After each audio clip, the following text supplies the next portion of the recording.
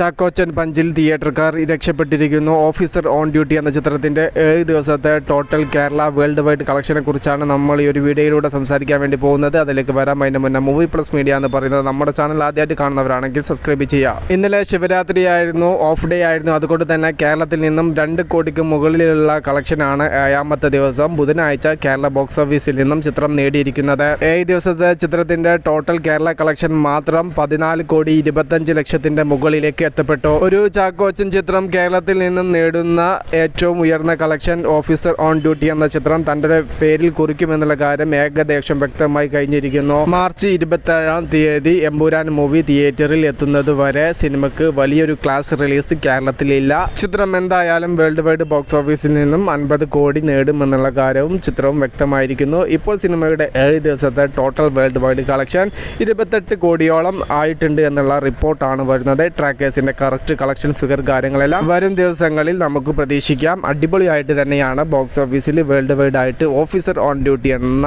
ചിത്രം പോയിക്കൊണ്ടിരിക്കുന്നത്.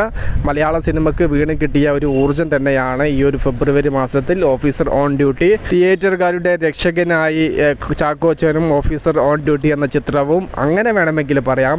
അത്രയും പരിതാപകരമായിരുന്നു. തിയേറ്ററിൽ ആളില്ലാത്തൊരവസ്ഥ അവർക്ക് വീണ് കിട്ടിയ ഒരു മുതൽ തന്നെയാണ്, അല്ലെങ്കിൽ ഒരു തുറുപ്പിച്ചിട്ട് തന്നെയാണ് ഓഫീസർ ഓൺ ഡ്യൂട്ടി. കേരളത്തിലെ പല തിയേറ്റേഴ്സും ലോണിലൂടെയൊക്കെയാണ് കടന്നു പോകുന്നത്. അപ്പോൾ അവർക്ക് തിയേറ്ററിൽ ആളെത്താഞ്ഞാൽ അവരുടെ ലോൺ അടയ്ക്കണം, കറണ്ട് ബിൽ അടയ്ക്കണം, ജീവനക്കാർക്ക് ശമ്പളം കൊടുക്കണം. അത്യാവശ്യം നല്ല രീതിയിൽ തിയേറ്ററിൽ ആളെത്തെങ്കിൽ മാത്രമേ ഇത്തരത്തിൽ അവർക്ക് ഇതെല്ലാം മുന്നോട്ട് കൊണ്ടുപോകാൻ സാധിക്കുകയുള്ളൂ. ഓഫീസർ ഓൺ ഡ്യൂട്ടി തന്നെയാണ് ഫെബ്രുവരി മാസത്തിൽ അവരെ രക്ഷിച്ചിരിക്കുന്നത്. വിഷയത്തിൽ നിങ്ങളുടെ അഭിപ്രായം ജസ്റ്റ് കമൻറ്റ്. Okay, by.